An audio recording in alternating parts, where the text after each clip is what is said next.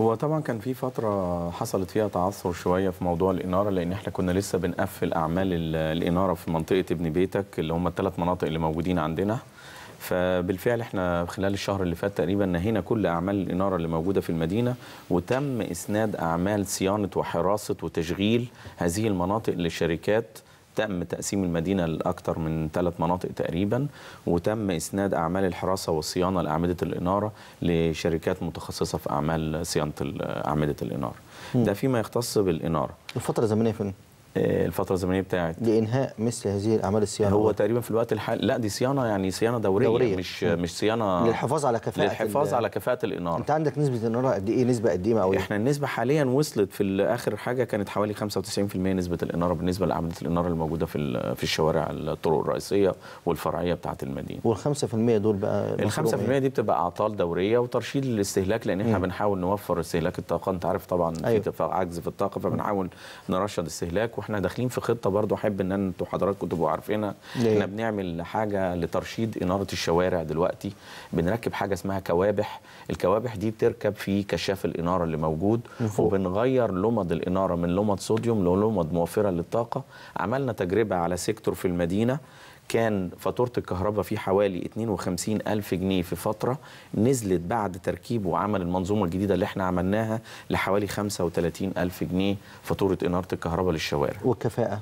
وكفاءتها هي ما اختلفتش في أي شيء. ما قلتش؟ لا خالص، لأن الكابح ده له نظام كده بينظم كمية الطاقة المستخدمة في اللمض دي علشان يوزعها حسب نسبة الإضاءة اللي موجودة وحسب احتياج المنطقة للإنارة اللي موجودة في المنطقة بتاعتنا. هي فرقت معانا على فكرة في بعض الفواتير، وإن شاء الله هنعممها على بقية مدينة السادات. وإحنا كنا عاملين سيمينار قريب للموضوع ده في مدينة 6 أكتوبر بالتنسيق مع السيد رئيس جهاز مدينة 6 أكتوبر عشان ترشيد الطاقة الكهربائية في الشوارع. والحمد لله عملنا سيمينار ناجح، عرضنا فيه الفكرة بتاعتنا، وإن شاء الله تنول حذو يعني بقية الأجهزة بإذن الله. فيما يختص بالأمن، هي طبعا الامن هي ظاهره عامه، مش بس هي في مدينه السادات، لكن الحمد لله احنا في تنسيق مع السيد سكرتير عام محافظه مدينه المنوفيه السيد اللواء ياسين، وكان عندنا في زياره يوم الاسبوع اللي فات عشان بيمر برضو معانا، لان انت عارف طبعا تبعيه السيد مدير الامن والسيد الوزراء اللي هي الامن الجهات الامنيه تتبع محافظه المنوفيه. فبننسق دايما مع سياده السكرتير العام ومع سيد مأمور اسم مدينه السادات. طيب اخر حاجه بس عشان ناخد الاتصالات، مساله SMS اللي جه لحضرتك اللي انتوا بتبنوا على الاراضي الزراعيه. تمام. هو مفيش بناء على اراضي زراعيه يا احمد بيه، زي ما قلت لحضرتك اي مدينه عمرانيه جديده ليها مخطط استراتيجي. وان 17,000 فدان ده تم الاعتماد عليه لان ده مخطط ان يتبني عليه مشاريع وتوسعات لمدينه سادات. بالظبط يا فندم. ليست ارض زراعيه، هم خدوها حولوها لزراعه، يعني الناس خدتها ارض فاضيه فقالت احنا كده في تقنين وضع يد، او احنا لما يبقى امر واقع ان في زراعه وفي مش عارف ايه ودوت، طبعا بحجه ان ده بيزيد الرقعه الزراعيه وبيزيد. طب ما الرقعه الزراعيه ما يروحش شارع العوينات. بالظبط. طب ما الرقعه الزراعيه ما يروح توشكا. تمام. لما الرقعه الزراعيه ما يروح لوزاره الزراعه اللي هم بيدوني حته صحراء في اي صحراء عشان ازيد الرقعه الزراعيه، ولا لازم الرقعه الزراعيه تبقى لازقه في الرقعه السكنيه عشان يبقى قيمه الارض الزراعيه قيمتها عاليه جدا. تمام. طيب ده اختصارا لل حاجه صغيره بس هقولها بعد اذنك يا احمد بيه. حضرتك قلت ان الناس دي بتاخدها على اساس انها في تقنين وضع يد. تقنين وضع اليد خلص يا فندم من 2009 بنهايه قرار رئيس مجلس الوزراء. بس 2011 2012 الظاهر اتفتح تاني. كان في اراضي دي ما تقدم عليها طلبات لغايه 2009، ما بعد 2009 ما فيش اي تقنين وضع يد. طيب شكرا صحيح المعلومه. طبعا عندنا سؤال بتاع ابن بيتك وعندنا سؤال لرئيس القاهره الجديده ورئيس جهاز العبور بعد الاتصال دوت. حاجه محمد السلام عليكم. انقطع. طب والاستاذ محمد. طيب المهندس عم مطلب، مساله السؤال اللي جه لحضرتك بتاع اللي هو توضيح مشاكل صاحب الاراضي. الاراضي في ابن بيتك ومدى انت عارف ان حضرتك ده مشروع بدايه من 2008. كان في مواعيد للبناء لتسليم الارض والبناء في خلال 18 شهر. ففي ناس ما التزمتش واستلموا الارض وما عملوش اي حاجه حتى تاريخه، بيحصل سحب للارض. فاحنا بنقول للناس اللي اتسحب منه الارض يقدم تظلم لجهاز المدينه، وفي تكون ظروف قهريه منعت ان هو ما يشتغلش يقدمها معاه وبنرفع التظلم وبيحصل حاله بحاله، بندرس حاله حاله حسب كل حاله ان شاء الله. في ناس بتسترجع الارض تاني ولا كله بيترفض او بيتوافق عليه؟ يعني ما هو الوضع بصفه عامه الغلبه؟ لا احنا عموما مش موضوع بنبذك بس، حتى في الاراضي العاديه للناس يعني اي ظروف بتدرس. لو في ظروف قهريه بنرجع الارض تاني، ما فيش ظروف بيفضل سحب الارض الموجود. مهندس كمال بهجات، المناطق الصناعيه في مدينه العبور حصل ان اثناء الثوره تم البناء على مجموعه اراضي بدون اي اجراءات رسميه من قبل الجهاز. عايزين نعرف وضع المصانع اللي اتبنت دي، اذا كانت المصانع دي اشتغلت بالفعل وانتجت وفيها ناس وضعها ايه، المصانع اللي ما اشتغلتش الاراضي الفاضيه في المناطق الصناعيه بيتم سحبها واعاده طرحها تاني ام الوضع ايه، وهل هناك توسعات في المناطق الصناعيه ولا لا؟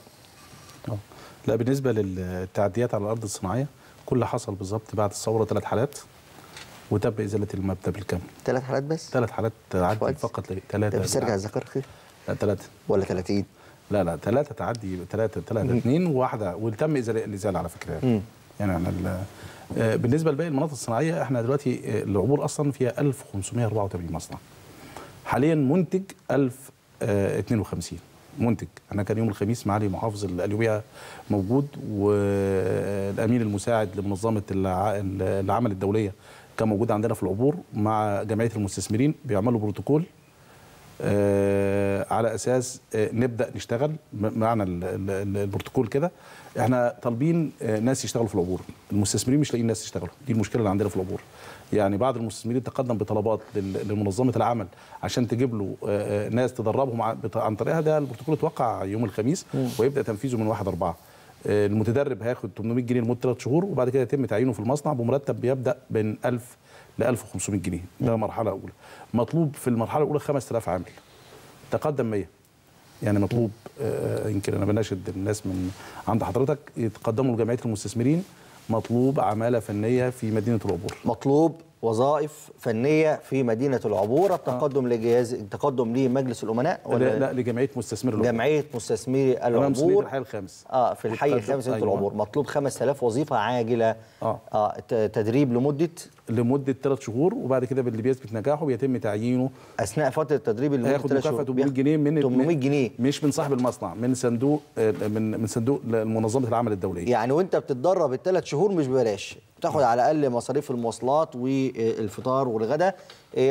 يعني اعتقد الناس اللي بتدور على فرص عمل واتكلموا على البطاله، 5000 فرصه عمل موجوده في جمعيه مستثمري العبور. وبعد 3 شهور بيتم تعيينهم في المصانع اللي اتدربوا فيها. مرتبات تبدا من 1000 جنيه. بتبدا من 1000 جنيه. تبدا من 1000 جنيه. اظن يعني ده حاجه كويسه. انا في 2012 على فكره دخل الخدمه عندنا 88 مصنع جديد ما شاء الله. 88 في ظل خروج 2300 مصنع احنا دخل عندنا 88. انا من 1/1 حتى 2000 حتى تاريخ اليوم في 15 رخصه مصنع جداد وفي 62 مصنع بيجدد رخصه. بس عشان يعني الدنيا بخير مش زي ما انت متصورين. وانت حافظ ارقام كويس. حافظ الارقام دي. هل في توسعات في المنطقه الصناعيه؟ يعني المنطقه الصناعيه في العبور دي بالذات عليها اقبال كبير جدا. عليها اقبال كبير جدا. فين توسعاتها؟ خاصه ان بقت متاخمه لمنطقه طبعا محافظه القاهره. وبقوا خلاص يعني اعتقد مفيش توسعات. انا كل اللي عندي تقريبا شواغر او فضاء لا يزيد عن 12 قطعه او 13 قطعه بس. كل موجود. اعاده طرحهم بتتم ازاي يا باشمهندس كمال؟ والله هي حتى هذه اللحظه المفروض التنميه الصناعيه هي لا ما خلاص، ما حسموا الموضوع ده بقى عن طريق وزاره كان الاسكان. حتى هذه اللحظه لا يعني نهائيا. انت بترجعها لوزاره الاسكان مثلا؟ احنا بقى هنرجع وزاره الاسكان ولسه بنحط بقى آلية للطرح لان احنا ما فيش تخصيص بالامر المباشر ودي المشكله. ولازم القانون 89 يعدل. يا 89 ده ورايا 89 كل لسه يقول لي قانون 89 و119 الاثنين يعملوا يعني يعادوا التنميه في مصر كلها. فلازم يعدل عشان نعيد التخصيص. لكن احنا يعني طلبنا يمكن سياده اللواء نبيل كان عندنا في المدينه ونسق مع امانه وزاره الدفاع ان في جزء متاخم للانشاص ناخد منه جزء نضمه للمنطقه الصناعيه الثانيه بتاعت العبور.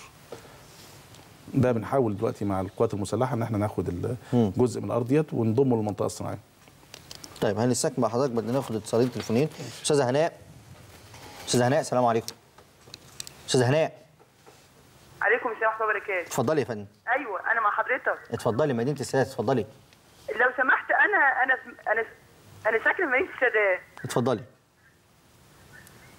اتفضلي يا فندم. ومن 2008 وانا بقدم في تبع الجهاز ولا فيش اي حاجه لغايه دلوقتي. بتقدمي على ايه حضرتك؟ بنقدم على اراضي في القرع، اراضي سكنيه. اراضي سكنيه في القرعه. في اي سؤال حضرتك عايز تساله؟ هرد على حضرتك. طيب شكرا. ايوه يعني شكرا استاذ هناء. هيرد عليك المهندس علاء عبد العزيز. استاذ محمد، استاذ حمدي. استاذ حمدي. ايوه السلام عليكم. عليكم السلام، اتفضل يا فندم. السلام عليكم. عليكم السلام، اتفضل يا فندم. والله انا طبعا مشروع المدينه المنوره اللي هو في جنب ابن بيتك اللي هو اسكان اللي هو ايه؟ وبقالنا دلوقتي حوالي 4 سنين الكهرباء جنب ابن بيتك. كان مبارك القومي. انت حضرتك تبع المستثمرين صح؟ اللي هو تبع مشروع المدينه المنوره اللي في حدائق اكتوبر يعني. مرشد دجله والحاجات دي. في حدائق اكتوبر. ده اللي بيعملوا اعلان عن طوب الاهرام. طيب شكرا. حدائق اكتوبر. عندك مشكله هناك او حاجه يا استاذ حمدي؟ المشكله في الكهرباء، احنا بقالنا سنه الكهرباء كل يوم بقالنا دلوقتي سنه الكهرباء هتخش ومفيش حاجه كهرباء. لا هو حضرتك ومفيش كهرباء. اسمعنا حضرتك، صاحب المشروع تقدم ياخد كهرباء؟ هو قدم الكهرباء وقالوا لنا ان المشكله عند شركه الكهرباء، الوصلات طالعه اللي طالعه فوق طالعه المونيا، والكهرباء اللي رافضه مش عارفين مين الصح. واحنا بقالنا دلوقتي سنه على الوضع دوت والشقق مقفوله على الفاضي ولا عارفين نعمل حاجه. هو انا هوضح لحضرتك بس ان اي مستثمر خد حته ارض هو المنوط بالتنسيق معانا عشان نوصل له الكهرباء. ده مستثمر واخد ارض عامل اسكان قومي، فالشركه تجي لنا لو في مشكله مع شركه توزيع الكهرباء موجوده في حدائق اكتوبر موجوده. لو في خلاف في التنفيذ هو غير الومنيوم في الصاعد بتاع العمارات يبقى ده مشكله المستثمر، لازم يغير الصواعد، لازم يحصل تنسيق مع شركه توزيع. فشرفنا ونجيب شركه توزيع نعرف المشكله فين ونحلها ان شاء الله. شكرا استاذه هناء. شكرا الاستاذ حمدي. بالنسبه للاستاذه هناء، الاستاذه هناء كانت بتقول انها من 2008 تقدمت على اراضي قرعه وما نالهاش الحظ. انت عارف حضرتك احنا قانون 89 زي ما المهندس كمال بهجات كان تفضل مشكورا وقال ان مفيش تخصيص بالامر المباشر، فاحنا بنعمل كل تخصيص الاراضي دلوقتي بالقرعه العلنيه، وهو الحظ والنصيب يعني. يا اما تيجي اخر قرعه كانت يوم 10/11/2012 و11/11/2012 وتم تخصيص 1500 قطعة بالقرعة العلنية في استاد حرس الحدود. وبالفعل اتخصص 1500 قرعة. احنا عملنا 4 قرعات كان اخرهم 10/11/2012 و11/11/2012 1500 قطعة في المنطقة 26 و28. هل عندك اراضي ثانيه هتتم طرحها؟ ان شاء الله. احنا بس تعليمات الهيئة دلوقتي احنا ما بنطرحش اراضي الا بنتكلمش على الميعاد، لكن انت عندك اوريدي موجود اراضي مرفقة. في اجزاء بنجهز ترفيقها دلوقتي عشان نطرحها باذن الله. طيب المهندس كمال بهجات، نستكمل موضوع مدينة العبور. احنا عارفين مدينة العبور بتمتاز ان طريقها طريق ستريت بيدي لمسه جماليه للمدينه، وده عن اي مدينه ثانيه. هو طريق طوله 17 كيلو 11 كيلو ونسبه الزراعه فيه بتبقى ممتازه. لكن للاسف الطرق الجانبيه فيها مشاكل بالنسبه للاناره، في مشاكل في المياه الجوفيه في بعض الاحياء وحضرتك تعلم ذلك، في مشاكل في كل النقاط الامنيه، يعني التواجد الامني خاصه في المناطق الصناعيه، خاصه في الاحياء. اتفضل. ماشي يا فندم. هبدا من الاخر من حيث انتهيت. طيب. بالنسبه للنقاط الامنيه، احنا طبعا عندنا اسم شرطه واحد اسمه شرطه العبور. كانت معانا مشكله ان مدير الامن عاوزين جواب من وزاره الداخليه يقول ان انا هستلم الوحدات او هستلم اسم الشرطه اللي هنبنيه جديد بمجرد الانتهاء منه، وكانت دي مشكله بقى لنا سنتين فيها. الحمد لله امس بس وصلنا خطاب من اللي هو محمود يسري بيقول ان هو مستعد لتشغيل نقطتين شرطه في المنطقه الصناعيه وب وج والمنطقه الصناعيه الف. المنطقه ب وج معتمد لها في الخطه عندنا 5 مليون جنيه. فان شاء الله النهارده الصبح عملنا مذكره بطرح نقطه الشرطه. النهارده الصبح يعني النهارده سنتر حلقه. لا ما هو لا مش سنتر والله، لان احنا دي مشكله عندنا ان احنا المنطقه الصناعيه ب وج عاوزين نعمل نقطه شرطه ونقطه اطفاء، لانها المنطقه الصناعيه الالف تبعد عن ب 11 كيلو، فبيحصل حريقه بتحرك المطافي بيبقى صعب. فاحنا بعتنا النهارده نطرح، يعني خلال شهرين هنبدا التنفيذ ان شاء الله بالنسبه للامن. بالنسبه طبعا الطريق الرئيسي، يمكن لو حضرتك عندك صور انا موجوده يا جماعه، صور مدينه العبور يا جماعه موجوده معانا. الطريق الرئيسي يمكن احنا مستوى الزراعه جيد. الطرق الجانبيه بدينا دلوقتي بنعمل مشروع رفع كفاءه لصيانه الطرق. كان عندنا مشكله في الغاز، ان الغاز يعني كسر. هنتكلم عن الغاز على مستوى المدن اللي موجوده معانا. لا تكسير الغاز نفسه للطرق دي. وهنتكلم عن الشيء الاصلي، دي مشكله في القريه الجديده. الشيء الاصلي واحنا دلوقتي بادئين معاهم منزلين مناقصه صيانه. الشركه ما بتلزمش بننزل بالخصم عليها دلوقتي وبنشتغل بالخصم عليها. بالنسبه برضه للطريق الرئيسي، يمكن احنا بدينا عندنا دلوقتي مشروع هي مدينه العبور. مدينه العبور ده باين مدخل الحي التاسع. ده مدخل بالبيس الجديد. بالبيس الجديد. ده جديد لسه، هو مستثمر على فكره عامله على حسابه مش احنا اللي عاملينه، يعني مستثمر متبرع ورفضنا انه يحط اسمه، او هو رفض قال مش هحط اسمي، مجموعه مستثمرين مع بعض. مش عارف مين اللي رفض، بس هي رفض وخلاص. طيب بالنسبه قعدت الشيء اللي اصلا حضرتك بتتكلم عنه؟ قعدت الشيء ده اصله بالنسبه احنا معانا 5 شبكات ري في المدينه غير الميه العكره وخطوط الغاز. في مشاكل في عدة الشيء اصله حاليا، وفي مشاكل في شبكات الري بالذات يعني. ما هو شبكه الري عشان احنا عندنا فصل الربع ما انتهاش، احنا دلوقتي بنضخ ميه عكره، الميه العكره اللي هي ميه الغسيل، ميه الغسيل دي متحمله بالشبه، ما بيحصلش فصل الشبه فبتيجي تغطي النجيله فبتدي طبقه من هلاميه فوق النجيله، فلازم نفصل الربع. فصل الربع المرحله الاولى يعني على وشك الانتهاء، لكن هم 3 مراحل عندنا. ده يمكن الزراعه حاليا دي صور النهارده على فكره، يعني ده وضع الزراعه حاليا في مدينه العبور، ده مدخل الاسكان القومي على فكره. بالنسبه برضه للطريق الرئيسي احنا حاليا عندنا يمكن بشرى بنقولها الاعلام ما بيعلنهاش، ان احنا عندنا ربط بالطريق الدايري، يعني العبور في نهايه شهر 4 القوات المسلحه تقريبا نهايه 3 يعني، لا هو نهايه 4 احنا بنقول نهايه 4 هم القوات المسلحه طبعا قايمه بمجهود، مستلمه الموقع مننا 1/12 النهارده تقريبا انجزوا 90% او 85% بالظبط من المشروع.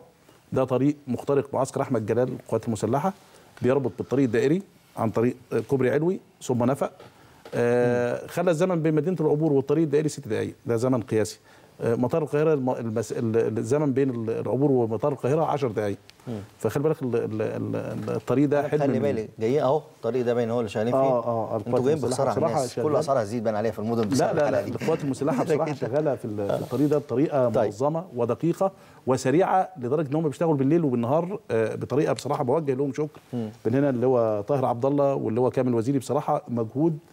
انا بقالي 25 سنه اللي هو طاهر عبد الله طه رئيس الهيئه الهندسيه، بشتغل في التعمير 25 سنه، ما لقيتش الجهد ولا الدقه ولا السرعه. انا بقول لحضرتك عشان هم حضرتك بيعدوا على الطريق ده كتير على فكره، عشان بس ما انا عارف والله ان في مصلحه مشتركه معانا على فكره. طيب. والطريق ده بالظبط يفرق مع العبور، يعني جعل المسافه بيننا وبين المطار 10 دقائق. 10 دقائق انت بتخيل العبور 10 دقائق المطار خلاص. طيب انا عايز اجي للقاهره الجديده، بس اخد الاتصالين دول ونتوجه بالكلام للمهندس كمال فهمي. السلام عليكم يا استاذ محمود. استاذ محمود، استاذ محمود معانا ولا قاطع يا جماعه؟ طيب استاذ عماد. الو السلام عليكم. وعليكم السلام ورحمه الله. اتفضل يا استاذ عماد. والله انا كنت بسال، انا سمعت حضرتك من الاخر، بس انا سمعت الباشمهندس كمال بيتكلم عن موضوع القادسيه. المهندس كمال بهجات رئيس جهاز العبور. هو بالنسبه لحضرتك اللي اشترى فيها فعلا ده هيبقى وضعه ايه؟ قلنا السؤال ده، اشترت فعلا في القادسيه. قلنا السؤال ده، لكن ما فيش مانع ان احنا المهندس كمال يعيده على حضرتك تاني. وضع من اشترى في القادسيه او اشتريت امتى يا استاذ عماد؟ اتكلم يا استاذ عماد بقى. هو انا لسه مش يعني، احنا المفروض الحاج اللي اشترى الفتره دي. لا طب احنا بننزل اعلان ده، انا يعني ما عادش ناقص ان انا يعني هو الحاج انت عارف الف على البيوت اقول ما حدش يشتري. طب اشتريت ليه؟ ما انا بنزل اعلانات، يعني انا ماليش شغلانه غير ننزل اعلانات في التحذير. للمره ال 13 يا استاذ عماد، الاعلان نازل بعد خلال اسبوع، في اعلان نازل ده للاعلان المره ال 13، وبينزل فين؟ بينزل في الاهرام والاخبار. يعني ما حدش يشتري الا لما يرجع للجهاز، ما حدش يشتري الا لما يرجع للجهاز. طب ما هو المطلوب مننا؟ يعني المفروض نرجع للجهاز دلوقتي يا فندم؟ ترجع للجهاز قبل ما تشتري في ايه؟ هو اشترى اوريدي، اشترى. طب يعني وضعه ايه دلوقتي؟ قانونيه وضعه، هل هو ليه حقيه وهيقنن ولا اشتريت فين يا استاذ عماد؟ في القادسيه. ما القادسيه فينا حته؟ فاني جزء؟ الجزء المتاخم لاسماعيليه ام الجزء المتاخم اني جزء؟ الجزء اللي بعد الطلائع اللي هو عند ايوه يعني على طريق اسماعيليه، ما انا عارف بعد الطلائع، على طريق مصر اسماعيليه ولا مخترق الجبل جوه؟ لا من جوه. على بعد كام كيلو من طريق مصر اسماعيليه؟ حوالي 4 كيلو. لا مش تابع. وزاره الزراعه، التنميه الزراعيه، الاراضي دي مخصصه زراعه. هو دخل 3 كيلو بس هم اللي دخلوا العبور، يعني بعد كده خلاص. وبرضه حضرتك يا استاذ عماد برضه ممكن تروح الجهاز وتسال في الجهاز، وممكن تروح التنميه الزراعيه في الدقي، الدكتور علي اسماعيل رئيس هيئه التنميه الزراعيه، وتستفسر عن وضعك، قانونيه وضعك ايه، عشان ما يبقاش الفلوس اللي دفعتها دي حرام عليك انها تضيع عليك يعني. شكرا يا استاذ عماد. مدام هدى، مدام رضا، عفوا. لو سمحت انا حضرتك عايزه اقدم على شقه، انا قاعده في شقه غاليه وجوزي قاعد من الشغل وانا مش عارفه اعمل ايه في الايجار ومعايا اسره، فانا اعمل ايه دلوقتي؟ طيب بصي، ممكن حضرتك برضو تسيبي تليفونك في الكنترول، و يعني نبعت لهيئه المقننات العمرانيه لو يقدروا يدخلوا حضرتك في تمويل عقاري او حاجه، يبقى يعني ربنا يجازينا عني خير. ممكن تسيبي حضرتك يا استاذه رضا تليفونك في الكنترول ان شاء الله. شكرا استاذه رضا. خلاص يا جماعه. طيب مين؟ طب اخر بقى حاجه عشان نتكلم مع الناس. استاذ علي السلام عليكم. اكتوبر. وعليكم السلام ورحمه الله وبركاته. اتفضل يا استاذ علي. انا حضرتك والله بشكر رئيس جهاز مدينه 6 اكتوبر شكر خاص والله العظيم.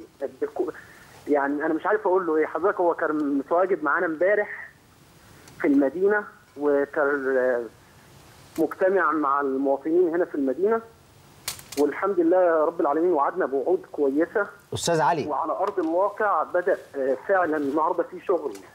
ايوه شغل كويس. استاذ علي، المنطقه ايه؟ يعني هذه الوعود التي وعد بها السيد رئيس الجهاز منطقه ايه؟ هل ابن بيتك ام حي؟ ابن بيتك المنطقه الثالثه والثانيه.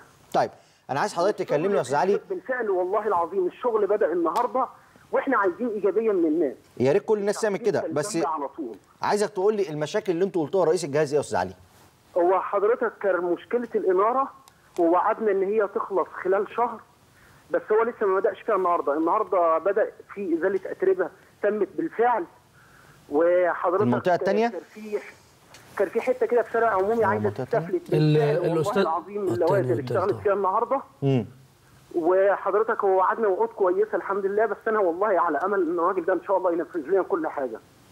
وانا والله شايف فيه يعني انا على الهوا بوعدك يا استاذ علي. سيدنا عمر بن الخطاب يعني ربنا يكرمه يا رب. انا بوعدك يا استاذ علي كل اللي اتفقنا عليه ان شاء الله النهارده تم حاجه منه، بكره ان شاء الله. والله يا باشا انا ربنا يكرمك. والله انا كان فعلا النهارده بدا شغل في المنطقه، وعلى يد الناس السكان اللي في المنطقه كلهم. وان شاء الله تباعا في بس والله معلش تتعب معانا، معلش يعني احنا بنتاسف لك لو حصل مننا اي تجاوزات في اللقاء بتاع امبارح، بس والله احنا بنشكرك وربنا يكرمك والله. لا احنا معلش تتعب معانا في حته الاناره ديت، لان الاناره مهمه جدا، وانت عارف ان الاناره مهمه جدا لينا. معانا اطفال صغيره بتخرج، وحته برضك المواصلات ربنا يكرمك فيها. معلش انا عارف ان حضرتك هتتعب معانا، وزي ما حضرتك بتهتم بالمنطقه الثانيه. بص يا استاذ علي، والله استاذ علي كتير قوي في المنطقه السابعه، ناس كتير قوي نفسنا حضرتك تهتم بيها زي ما تهتم بينا. معلش يعني ان شاء الله يا استاذ علي، ان شاء الله الجزء اللي هو من طريق الواحات تمام صح لحد ابن بيتك 3 تمام. الشركه هتشتغل من بعد بكره في القواعد، وبوعدك خلال اسبوعين 3 يكون الجزء ده منور ان شاء الله. ربنا يكرمك. وفي عربيه هنأجرها من مجلس الامناء لنقل الناس من 1 و2 و3 لطريق الواحات ان شاء الله. ربنا يكرمك. شكرا. فتباعا كده هنخلص الحاجات دي ان شاء الله. شكرا يا استاذ عماد، ونرجو ان يكون كل رسائل الاجهزه من وعد وعدا ان ينفذه. وطبعا احنا هنبعت كاميرا ان شاء الله لابن بيتك ونشوف مدى تنفيذ هذه الوعود. طيب ناخد الاستاذ محمد. يا استاذ محمد السلام عليكم. السلام ورحمه الله وبركاته. اتفضل يا استاذ محمد. الو. اتفضل يا فندم. يا استاذ احمد السلام عليكم. وعليكم السلام يا فندم، اهلا وسهلا. اتفضل. اتكلم بس المهندس كمال بهجات. اتفضل يا فندم. مفيش حد القاهره الجديده خالص في القعده دي. اتفضل يا فندم. انا بتكلم.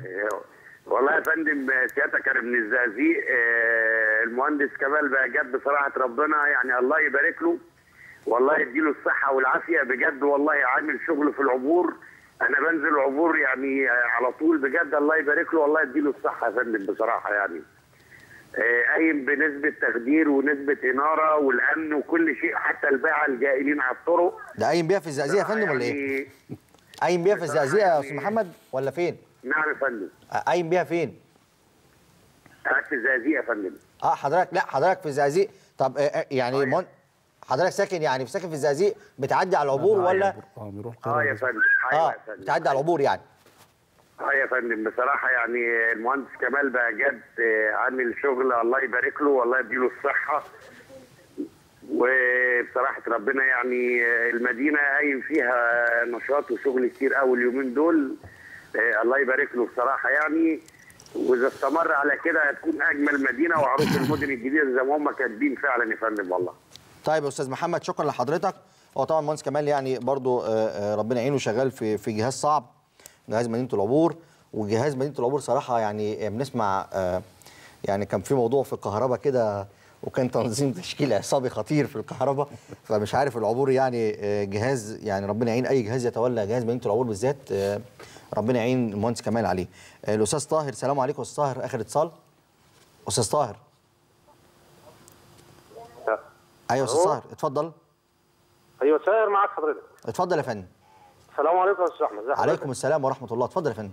حضرتك بس اكلم رئيس جهاز مدينه السادات باشمهندس احمد الله يكرمك. رئيس جهاز مدينه ايه؟ السادات المهندس علاء عبد العزيز مع حضرتك، اتفضل يا فندم. معذره طبعا حضرتك، بس انا يعني قدمنا في القرعات كتيره، فاحنا منتظرين قرعه كنا عايزين يوضحها لنا بس بعد اذنك، لان احنا والله قدمت في قرعه كتير يعني. طيب استاذ طاهر شكرا لحضرتك. طبعا احنا اتكلمنا في موضوع القرعه يا باشمهندس علاء، وقلنا ان في القرعه دي بتبقى نصيب، يعني ممكن واحد يطلع او ما يطلعش، وان شاء الله في اراضي مرفقه هيتم طرحها قريبا عن طريق هيئه المجتمعات العمرانيه. ده بالنسبه لموضوع القرعه. المهندس كمال فهمي، انا بقى هقوم بدور الجمهور في نزل القريه الجديده. اولا في عده اشياء، في مشاكل يعني في القريه الجديده. اولا اعاده تشغيل الاصل في الغاز ده مشكله كبيره جدا. انا حضرت يمكن اجتماع ما بين حضرتك وبين شركه الغاز كان من كام شهر تقريبا، واتفقتوا على حاجات عديده، لان حتى اعاده الشيء بيرجع بشكل مش مظبوط. يعني لما يعملوا حفر او شيء ويرجعوا يسفلتوا تاني ما بيجيش